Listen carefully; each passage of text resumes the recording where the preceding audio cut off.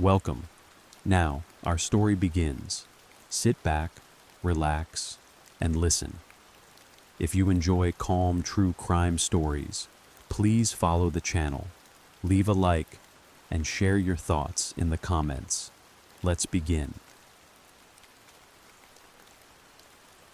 In the quiet countryside of Wisconsin, where the roads stretched like thin ribbons between endless fields, and the seasons arrived with their familiar certainty, there stood a farmhouse that appeared to possess nothing remarkable at all. It was merely an old country dwelling, weathered by time and surrounded by the peaceful landscape of rural America. The kind of place one might pass without a second glance. A home among many homes. A patch of land among many patches of land.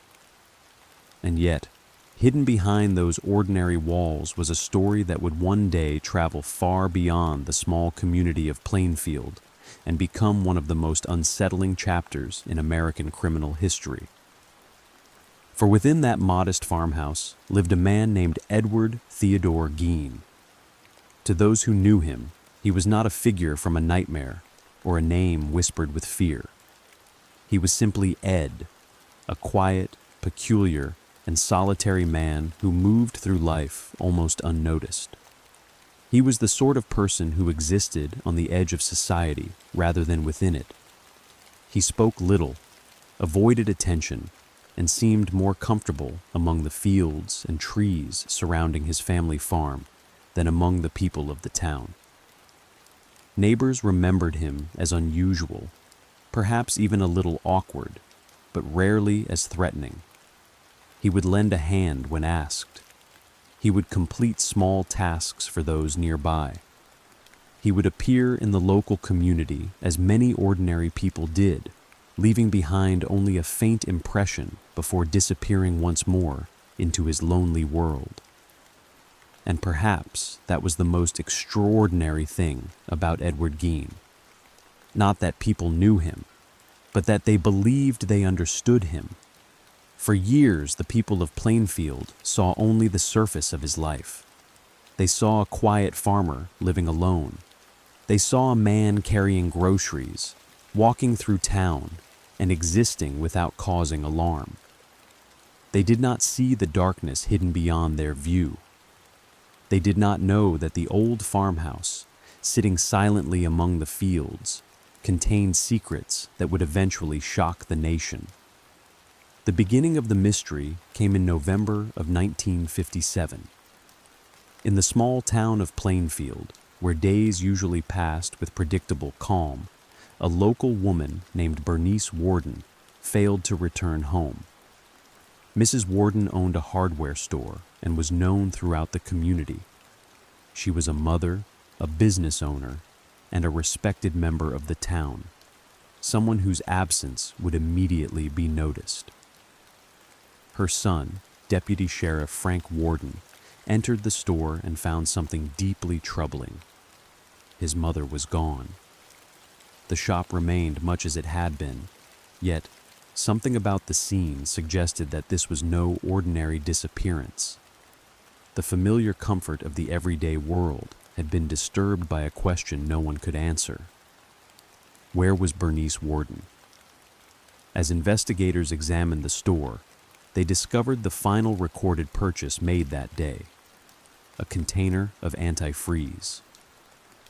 The name connected to that purchase was one that would soon become known across America: Edward Gein. Until that moment, Ed Gein had been regarded by many as nothing more than a strange and lonely man from the countryside. But now, his name had become attached to a missing person investigation. And as the authorities began searching for answers, the quiet farmhouse outside Plainfield drew their attention. That evening, investigators approached the property. The house stood in silence beneath the darkness, surrounded by empty fields and the stillness of the rural landscape. From the outside, it appeared forgotten, a place where time itself seemed to have slowed. But inside those walls waited discoveries that would transform a simple investigation into one of the most infamous criminal cases in American history. The mystery was no longer merely about a missing woman. It was about the hidden life of a man who had spent years living beyond the understanding of those around him. Yet to understand Edward Gein, one could not begin with the night investigators arrived at his farmhouse. One had to travel much further back to a lonely childhood and a family ruled by fear and control. Back to the early years of a boy who grew up separated from the world around him. Because every story, even the darkest ones, begins somewhere. And the story of Edward Theodore Gein began long before the world learned his name. Edward Theodore Gein entered the world on August 27, 1906, in the city of La Crosse, Wisconsin. He was the younger son of George and Augusta Gein, a family whose future would become shaped by hardship, isolation, and a complicated relationship between a mother and her child. His father, George, struggled to find stability. Employment was uncertain, and his difficulties with alcohol created further troubles within the household. His mother, Augusta, was a woman of strong convictions and severe opinions, whose presence would leave an unmistakable mark upon the lives of her sons. Augusta possessed a personality that filled every room she entered. She was strict, controlling, and deeply devoted to her own beliefs about morality and the dangers of the outside world. To her, society beyond the family home was filled with corruption and temptation. She warned her sons constantly. The world, she told them, was not a place to trust. Eventually, seeking a life away from the troubles that surrounded them, the Gein family moved to a remote farm near Plainfield, Wisconsin. It was there, among fields and forests far removed from the bustle of ordinary society, that young Edward and his older brother Henry grew up. The farm became their entire universe. There were no neighborhood children nearby, no busy streets, no easy friendships formed through daily encounters. Their days were spent within the boundaries of the property, separated from the wider world. For most children, childhood is a time of discovery, a period filled with friendships, adventures, and the gradual understanding of the world beyond the family home. For Edward Gein, childhood was something much smaller. His world revolved around his parents, his brother, and most importantly, his mother. Augusta held a powerful influence over him. She shaped his understanding of right and wrong. She controlled much of his daily life and taught him to view the outside world with suspicion. Over time, Edward became increasingly dependent upon her. Her approval mattered above all else. At school, Ed struggled to find his place. He was quiet and withdrawn, a child who seemed to stand slightly apart from those around him. Other students remembered him as unusual, someone who had difficulty connecting socially. He was not viewed as someone who would one day become infamous. To most people, he was simply the strange, quiet boy from the farm, the sort of person who might be remembered briefly in a conversation, then forgotten as life moved forward. But while the world outside continued changing, the Gein household remained isolated. The years passed. The family became increasingly separated from their neighbors and the community around them. Then, in 1940, Edward's father died. The loss left the family even more dependent upon one another. Edward and his mother remained on the farm, while his brother Henry became increasingly concerned about the unhealthy nature of their isolated life. Henry noticed the growing influence Augusta had over Edward and sometimes challenged the way their mother controlled the household. But before those concerns could lead anywhere, tragedy struck. In 1944, Henry died while helping fight a brush fire near the family property. Edward was suddenly left alone with Augusta. For the first time, the bond between mother and son became even stronger. Then, in 1945, another loss arrived. Augusta Gein passed away. For many people, the death of a parent is a painful moment. For Edward, it was something far more profound. The one person who had shaped his entire existence was gone. The voice that had guided him, the presence that had controlled his world, the person upon whom he had built his entire understanding of life. Now there was only silence. After his mother's death, Edward withdrew further from society. He closed himself away within the farmhouse, preserving certain parts of the home as reminders of the past. The outside world continued forward, but Ed seemed unable to follow. The neighbors of Plainfield still saw him occasionally. They saw a quiet man going about his days, someone who appeared lonely rather than dangerous. And perhaps that was why nobody looked closer. Because people often search for darkness in obvious places. They expect danger to announce itself. For years, Edward Gein remained almost invisible, a forgotten figure in a small Wisconsin community who lived alone among the fields. But beneath the silence of the farmhouse, something was changing. And eventually, Plainfield would discover that the quiet man everyone thought they knew was not the man they imagined him to be. The morning of November 16th, 1957, arrived in Plainfield much like any other autumn day. The small Wisconsin community followed the familiar rhythm of ordinary life. Shopkeepers opened their doors. Neighbors exchanged greetings. People went about their daily responsibilities with the quiet confidence that comes from living in a place where little ever seemed to change.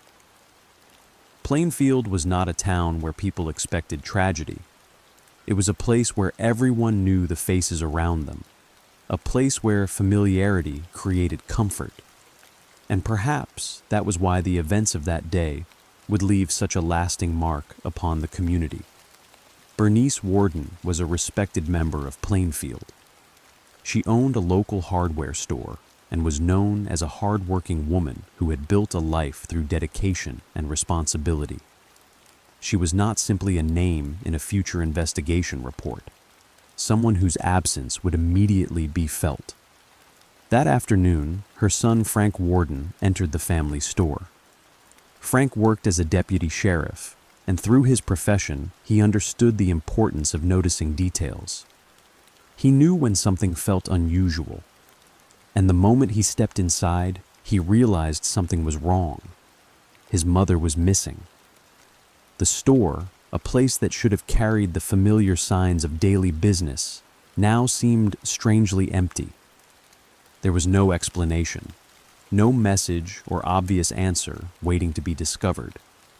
Only the unsettling reality that Bernice Warden had disappeared.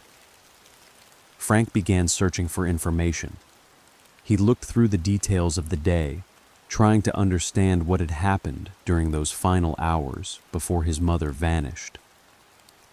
Then investigators discovered something that would immediately draw attention. The final recorded purchase from the store, a container of antifreeze. The person who had purchased it was Edward Gein. The name was familiar, not because Ed was feared or known as a violent man, but because he was known as the quiet man from the farm outside town. For years, many people in Plainfield had viewed Edward Gein as simply peculiar, a man who preferred solitude and seemed more comfortable among his books and his farm than among other people. Now, however, his name had become connected to the disappearance of a respected member of the community. The authorities began searching for answers. The questions grew heavier with each passing hour. Where was Bernice Warden? Why had she disappeared? And why was Edward Gein the last known person connected to her store? As evening approached, investigators located Gein and began questioning him. The quiet man who had spent decades avoiding attention was suddenly at the center of it. The community watched as the mystery unfolded. People who had known him struggled to understand what was happening. Could the man they had seen for years really be connected to something so serious? The possibility seemed impossible. Yet the investigation continued, and eventually authorities turned their attention toward the Gein farmhouse. It stood outside Plainfield, surrounded by the same fields and forests that had always surrounded it. A familiar sight, a place that had never appeared important. But on that evening, the old farmhouse became the destination where investigators hoped to find answers. The road leading there was quiet. The property was still. The building itself appeared forgotten by time. No one approaching that farmhouse could have understood what was waiting inside. For years, the home had hidden behind an ordinary appearance. It looked like a place belonging to a lonely farmer, nothing more. But inside those walls, investigators would uncover information that would transform the case forever. The disappearance of Bernice Worden was no longer simply a missing person investigation. It was the beginning of a discovery that would shock Plainfield, Wisconsin, and eventually the entire world. The quiet town was about to learn that sometimes the greatest mysteries are not found in distant places. Sometimes they exist closer than anyone could imagine and are hidden behind a familiar door. And sometimes the person everyone believed they knew is the very person they never truly understood. On the evening of November 16th, 1957, a small farmhouse outside Plainfield became the center of a mystery that would soon capture the attention of an entire nation. For years, the property had stood quietly among the Wisconsin countryside. It was not a remarkable home that drew visitors or attracted attention. It was simply the residence of Edward Gein, the quiet man who lived alone, the neighbor many people considered unusual but harmless. Yet on this cold November evening, the familiar farmhouse was transformed. The ordinary became extraordinary. The forgotten became the focus of history. Investigators arrived at the property searching for answers about the disappearance of Bernice Worden. They approached the house knowing only that they were looking for evidence. They did not know that they were about to uncover a story unlike anything they had previously encountered.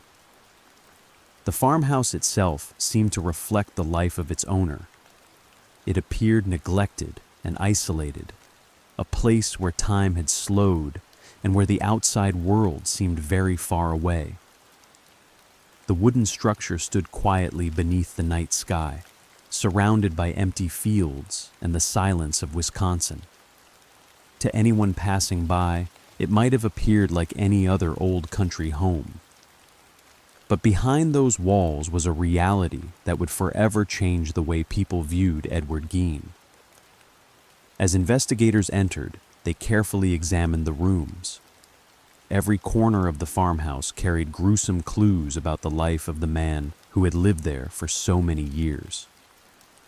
The search that began as an attempt to locate a missing woman soon became something much larger. Then, authorities discovered the evidence that confirmed their worst fears. Inside the farmhouse, investigators found the remains of Bernice Worden, including her head and other evidence that connected Edward Gein directly to her disappearance. The missing person investigation had become a murder investigation. The case had reached a turning point, but the discoveries made during the search did not end there. As investigators continued examining the property, they realized that the farmhouse contained evidence of a hidden world, one that had existed beyond the knowledge of the people living nearby. Inside the home, authorities uncovered human remains and disturbing objects that revealed a pattern of behavior far beyond what anyone in Plainfield had imagined. They also discovered evidence connected to Mary Hogan, a local tavern owner who had disappeared several years earlier. Among the items recovered were human bones, skulls, and objects that had been created from human remains. The findings revealed that Gein had been involved in grave robbing and had transformed parts of his farmhouse into a place where his disturbing obsessions had been hidden for years. The quiet man from Plainfield had not been living the simple, ordinary life that many had assumed. The walls that had separated him from society had also hidden secrets from it. News of the discovery spread quickly. The peaceful community of Plainfield was suddenly surrounded by reporters, investigators, and questions. People struggled to understand what had happened. Many residents had seen Ed Gein around town, spoken with him, and sometimes accepted his help. They remembered him as strange, certainly, but not as someone they believed capable of becoming the center of such a shocking investigation. The realization was difficult to accept. The man they had known from everyday life had become someone they barely recognized. Neighbors began looking back at the years before the discovery. They remembered conversations, small moments, things that had once seemed unimportant. Now, those memories were viewed through an entirely different lens. The question echoed throughout Plainfield. How could nobody have known? How could such a hidden life exist so close to ordinary people? As investigators continued their work, they began reconstructing Edward Gein's history. They examined his childhood, his relationship with his mother, and his years of isolation, the psychological struggles that had developed throughout his life. They were no longer studying only a crime. They were attempting to understand the person behind it. The case became something more than a police investigation. It became a subject of discussion among psychologists, historians, and legal experts. People wanted to know how someone who appeared so quiet and ordinary could become connected to such disturbing events. The farmhouse outside Plainfield had revealed its secrets, but the questions had only begun. Because after the discoveries came the next challenge, understanding Edward Gein and his past, the events that shaped his life, and determining what should happen to a man whose actions had forever changed the lives of others. The road from the farmhouse would lead next to courtrooms, psychiatric evaluations, and a legal battle unlike any Plainfield had ever witnessed. The world had discovered Edward Gein. Now it wanted answers. After the discovery at the Gein farmhouse, Edward Theodore Gein was no longer the unnoticed man from the outskirts of Plainfield. The quiet figure who had spent decades avoiding attention had suddenly become known throughout America. His name appeared in newspapers. His story was discussed across the country. People who had never heard of Plainfield, Wisconsin, were now familiar with the small farming community and the strange case that had emerged from it. Yet behind the headlines and public curiosity was a far more complicated question. Who was Edward Gein? Was he a person who had deliberately chosen a path of violence? Was he someone whose mind had become separated from reality? Or was the truth a combination of many painful and troubling circumstances that had developed throughout his life? Investigators understood that finding answers required looking beyond the events of 1957. They needed to examine the years before, the childhood his family and his isolation, the experiences that had shaped the man standing before them. Piece by piece, they began reconstructing Edward Gein's life. They spoke with neighbors who had known him for years. They examined his upbringing. They studied his behavior and his history. And again, one figure stood at the center of the story: his mother, Augusta Gein. From childhood, Edward had lived under the overwhelming influence of Augusta's beliefs and personality. She had taught him to fear the outside world. She had created a life where the family existed apart from society. And after her death, Edward appeared unable to move forward. The farmhouse became more than simply a place where he lived. It became a place connected to his memories, his fears, and the past he seemed unable to leave behind. Psychologists examining the case believed that his years of isolation had played an important role in understanding his development. A person does not become defined by one single moment. Lives are shaped over time, by experiences, relationships, choices, and circumstances. The investigation attempted to understand how these elements had combined within Edward Gein's life. But while authorities searched for explanations, the people affected by the case faced something much more personal. For the families connected to the victims, this was not a famous criminal investigation. It was not a newspaper story or a subject for public discussion. It was a tragedy. Behind every headline was a real person who had been lost, a family that had been changed forever, a community forced to confront something it never expected to experience. The investigators continued gathering evidence, preparing for the next stage of the case. The question ahead was not only what Edward Gein had done, it was whether he could be held legally responsible for his actions. Before he could face trial, medical professionals would need to examine one of the most important questions in the entire investigation. Was Edward Gein mentally capable of understanding what he had done? The answer would determine the direction of the legal process. It would decide whether the case would proceed through a traditional courtroom trial or take a different path. For Plainfield, the farmhouse had already changed everything.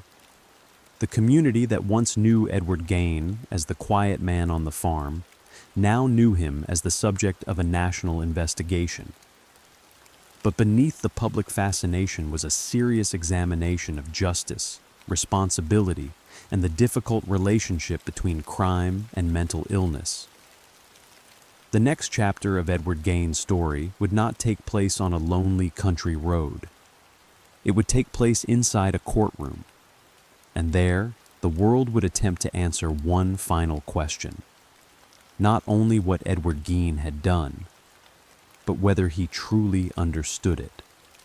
In the years following Edward Gein's arrest, the quiet town of Plainfield remained forever connected to a name that had become known across America. The farmhouse, the investigation, and the questions surrounding the man who lived there had captured the attention of the public.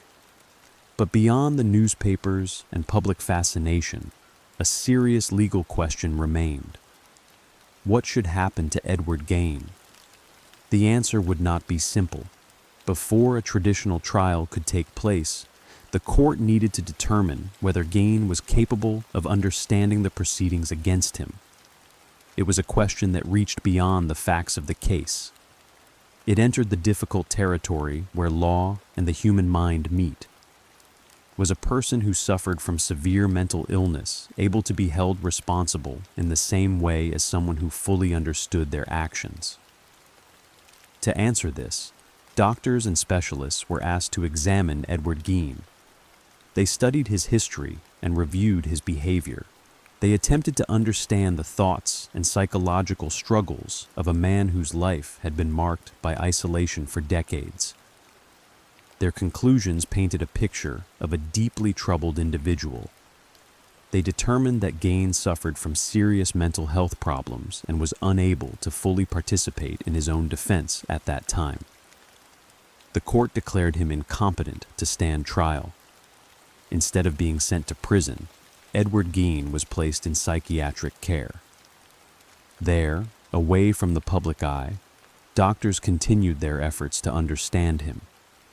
The image presented by newspapers was one of horror and disbelief. But those who interacted with Gein during his years in institutions often described a very different picture. He was quiet and cooperative. He followed the routines of the facilities where he lived. He did not behave like the terrifying figure that many people had imagined from the headlines.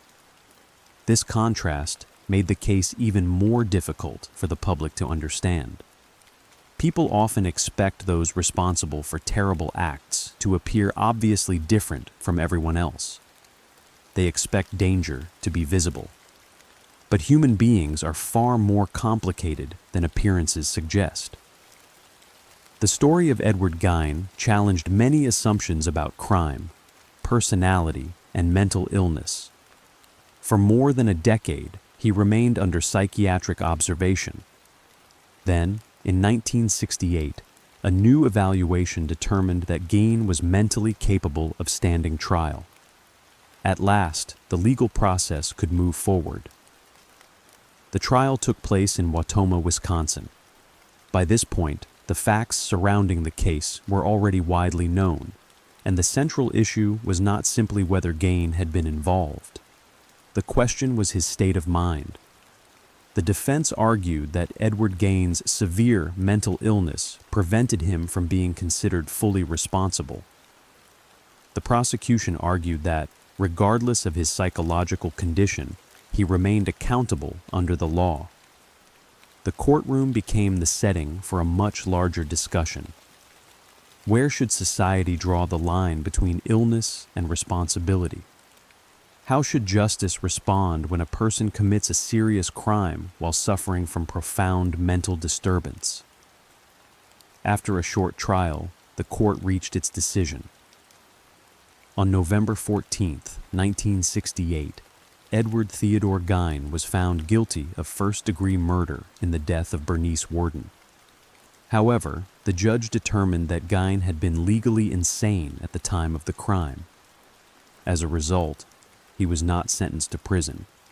Instead, he was committed to psychiatric institutions, where he would spend the remainder of his life. The decision reflected one of the most challenging questions in criminal justice. How should a society balance punishment, accountability, and the understanding of mental illness? The case became an important example in discussions about criminal responsibility and psychiatric evaluation. Yet, behind the legal arguments and public debate were the people whose lives had been forever changed. The victims and their families, the residents of Plainfield. For them, the case was not a subject of curiosity. It was a painful chapter in their own history. After the trial, Edward Gein disappeared from public attention. The newspapers eventually moved on. The cameras left Plainfield. The world continued forward. But the story of the farmhouse remained. A story about a quiet community, a troubled man, and a devastating discovery. And a question that would continue to be asked for generations. How could such darkness exist behind such an ordinary door? After the conclusion of his trial, Edward Theodore Gein left behind the world he had once known. The farmhouse outside Plainfield, the roads he had walked, and the small community that had watched his story unfold were no longer part of his daily existence. The remainder of his life would be spent inside psychiatric institutions, away from the public, away from the attention, away from the town where his name had become forever remembered. Initially, Gein was placed at the Central State Hospital in Wisconsin, where doctors continued to observe his condition and provide treatment. Later, he was transferred to the Mendota Mental Health Institute. Within those walls, his life became quiet and structured. The outside world knew him as one of the most infamous criminals in American history. But inside the institutions, he was no longer the subject of daily headlines. He was a patient under supervision. Those who cared for him described a man who was generally calm and cooperative. He followed the routines of institutional life, He participated in activities. He rarely caused disturbances. This contrast between the public image and the individual known by medical staff remained one of the most unusual aspects of the case. To millions of people, Edward Gein represented something frightening and impossible to understand. To the people who encountered him later in life, he was a deeply troubled man living under constant care. Both realities existed at the same time, and that complexity is one reason the case continued to interest psychologists, historians, and researchers for decades. Over the years, the story of Edward Gein became part of popular culture. Books were written, documentaries were produced, films and fictional stories borrowed elements from the case. His name became associated with discussions about horror, crime, and the darker parts of human behavior. However, as time passed, many experts emphasized the importance of separating fact from fiction. The real events were not a simple story created for entertainment. They involved real people, real victims, and real families, and a community that had experienced something it could never forget. The fictional versions of the story often focused on the person responsible, but behind every criminal case are the lives affected by it. Bernice Worden was not merely a name connected to an investigation. She was a mother, a business owner, and a member of a community that knew and respected her. Mary Hogan was also more than a missing person case. She was a person remembered by those who knew her. The attention surrounding Edward Gein often overshadowed the lives of those who suffered because of his actions.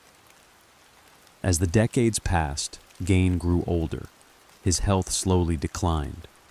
The man who had once been at the center of a national storm became an elderly patient living quietly under supervision. He developed cancer and suffered from other medical problems. On July 26, 1984, Edward Theodore Gein died at the Mendota Mental Health Institute. He was 77 years old. With his death, one chapter of the Plainfield case officially came to an end. The man who had spent much of his life hidden from society had become one of the most recognized names in criminal history. Yet the story that remained was not only about Edward Gein. It was about the people affected by his actions and the questions left behind. Questions about isolation and about mental health. Questions about how ordinary places can sometimes hold extraordinary secrets. The farmhouse was gone, and the headlines had faded. The years continued to pass. But the story of Plainfield remained, not because of the myths that grew around it, or of the fictional stories inspired by it, but because it represented one of the most difficult things for people to understand, that behind every infamous case are real lives, real losses, and real human stories. And those stories deserve to be remembered. Time has a curious way of transforming the events of the past. Years become decades. Memories become stories. And stories, if repeated often enough, can sometimes become something larger than the truth from which they began. Such was the fate of the Plainfield case. Long after Edward Theodore Gein had disappeared from public life, the events surrounding the old farmhouse continued to attract attention. Researchers examined the case. Psychologists studied the circumstances surrounding Gein's life. Historians looked back at the investigation and the impact it had on the small Wisconsin community that suddenly found itself known throughout the world. But as time passed, an important distinction became increasingly clear. The story of Plainfield was not merely the story of the man who committed the crimes. It was also the story of those who were affected by them. The neighbors who had their understanding of home and community forever changed. The people of Plainfield had once lived in a place where everyone knew the rhythm of daily life. They knew the roads, the farms, and the faces of the people around them. Then, in a single moment, that familiar world was altered. The farmhouse that had once seemed ordinary became a symbol of something far more complicated. It represented the hidden parts of human behavior that people often struggle to understand. It raised difficult questions about loneliness, isolation, mental illness, and the importance of recognizing suffering before it reaches a point of tragedy. But perhaps the greatest lesson from the case was the importance of remembering the victims. Fame surrounded Edward Gein's name. Books were written about him. Stories were created about him. His life became the subject of endless discussion.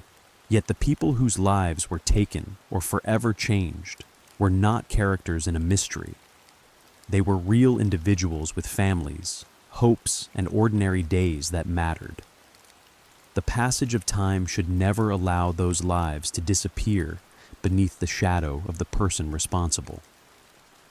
The case of Edward Gein remains one of the most unusual chapters in American criminal history.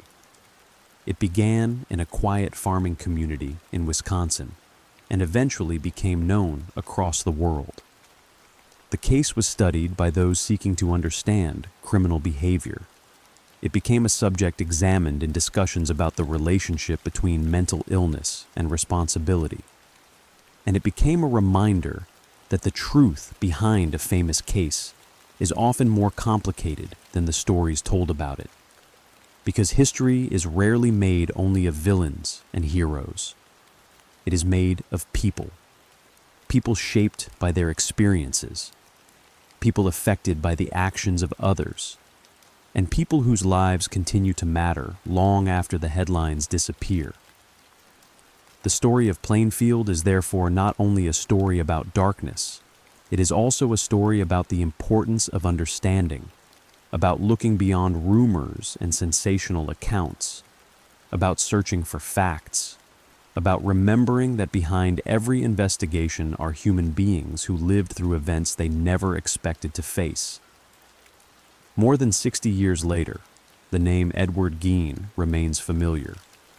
But the true legacy of the case is not found only in the person whose name became famous. It is found in the lessons left behind, the importance of compassion, awareness, and sometimes those histories contain questions that continue long after the final page has been written. Long after the flashing lights had disappeared from the roads outside Plainfield, and long after the newspapers had moved on to other stories, the town slowly returned to the life it had always known. The fields continued to change with the seasons. The summer winds moved gently through the countryside. The winter snow once again covered the quiet roads. Morning arrived. Evening fell. And little by little, Plainfield became once again what it had been before the events of 1957, a peaceful farming community in the heart of Wisconsin. Yet for those who had lived through that autumn, the memories never completely faded. People remembered the moment when their quiet town became the center of national attention. They remembered strangers arriving from distant places and reporters standing along familiar streets. They remembered the unusual silence that seemed to fall over the community as everyone attempted to understand what had happened. But perhaps the most difficult memory was not the discovery itself. It was the realization that the person at the center of it all had not been a stranger. He had been someone they recognized, someone whose presence had blended into the ordinary rhythm of everyday life. That realization left a lasting impression. It reminded the community that appearances can reveal only a small part of a person's story. A familiar face does not always reveal a hidden struggle. A quiet neighbor does not always reveal the world that exists beyond their front door. As the years passed, curiosity about the Gein farmhouse continued.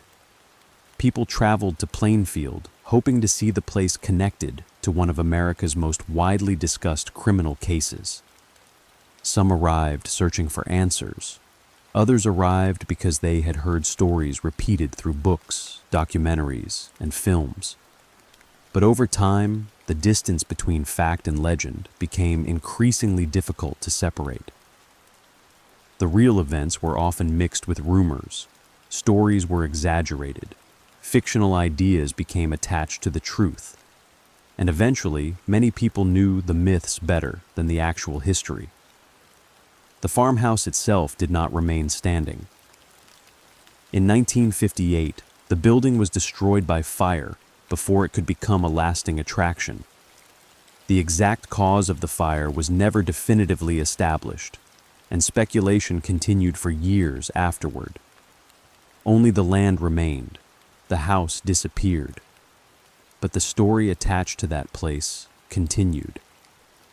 The real Edward Gein was not the imaginary figure created by horror stories. He was not a character from a novel. He was a deeply troubled individual whose life had been shaped by isolation, psychological difficulties, and a childhood defined by fear and control. Understanding those influences does not lessen the seriousness of what happened. It does not erase the suffering of the victims. But it helps explain why the case continues to be examined by psychologists, historians, and law enforcement professionals. Because understanding a crime is not the same as excusing it. To study history is not to defend the actions of those who caused harm. It is to search for knowledge, to understand warning signs, to learn from the past, and above all, to remember the people whose lives were changed forever. Bernice Worden was more than a name in a case file. She was a mother, a business owner, a person with a place in her community. Mary Hogan was more than an unanswered question from the past. She was someone known and remembered by the people who cared about her. Behind every criminal case are stories that extend far beyond the person responsible. There are families who carry grief, communities that carry memories. There are investigators who carry the weight of what they witnessed. These are the stories that deserve to stand alongside the facts. Edward Gein spent the final years of his life away from society. He never returned to the farmhouse or lived as a free man. When he died on July 26, 1984, at the age of 77, one of America's most unusual criminal cases reached its final chapter. But the questions surrounding it did not disappear. Generations continued to examine the case. Students of criminal psychology studied it. Writers explored it. Researchers debated how much of the legend reflected reality and how much had been created over time. And each generation seemed to return to the same question. How could such a disturbing story emerge from such an ordinary place? Perhaps there is no single answer. Human lives are not shaped by one moment alone. They are shaped by countless experiences, by family, environment, and choices, by struggles that may remain unseen. The story of Edward Gein remains a reminder that history must be approached carefully, not through exaggeration or fascination alone, but through honesty. As night settles over the fields surrounding Plainfield, the roads grow quiet once more. The same landscape that existed decades ago remains, with the same trees and open skies above them, in the same peaceful countryside. To someone passing through today, it may appear to be nothing more than another small American town, a place where ordinary life continues. But beneath that ordinary appearance lies a story that changed the way many people viewed crime, psychology, and the hidden struggles of human beings. And perhaps that is the final lesson of the Plainfield case.